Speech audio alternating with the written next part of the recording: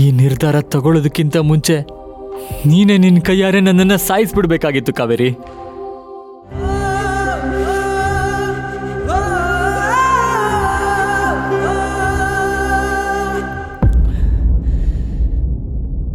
Thanks for coming. Thank you. Catch you later. Yeah. Hi Ram. Hi, come. ಎಲ್ಲಿ ನಿಮ್ಮ glass? ಸ್ವಲ್ಪ ಹೊತ್ತು ಬಿಟ್ಟು ಶುರು ಮಾಡೋಣ ಅಂತ. ಅಷ್ಟೊತ್ತಲ್ಲಿ ಪಾರ್ಟಿನೇ ಮುಗ್ದಿರುತ್ತೆ.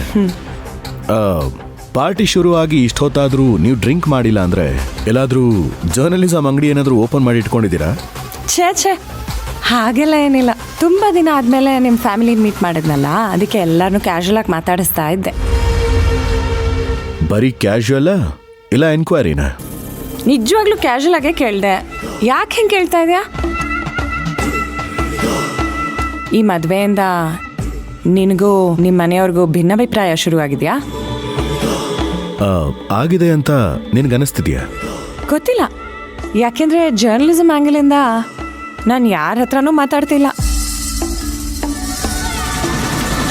ಆ ಆ್ಯಂಗಲಿಂದ ಮಾತಾಡಿದರೆ ಇಷ್ಟೊತ್ತು ಉತ್ತರ ಸಿಕ್ತಿತ್ತು. Okay, carry on. Ram, 1 minute. Can I ask you a question? ನಾನು ಅನ್ಕೊಂಡೆ. ಯಾ, ಆಸ್ಕ್. ಕಾವೇರಿನ ಯಾಕೆ CEO ಮಾಡಿದೆ? ನಿಮ್ಮ ಫ್ಯಾಮ್ಲಿನಲ್ಲಿ ಯಾರೂ ಇರಲಿಲ್ವಾ? ಮಗಳಿದ್ದಾಳೆ, 2 ಮಕ್ಕಳು ಇದ್ರು, ಸೊಸೆ ಇದ್ದಾಳೆ, ಅಳಿಯ ಇದ್ದಾನೆ. ಇವ್ರನ್ನೆಲ್ಲ ಬಿಟ್ಟು ವೈ ಕಾವೇರಿ? ಹೇಳು ರಾಮ್, ವೈ ಕಾವೇರಿ?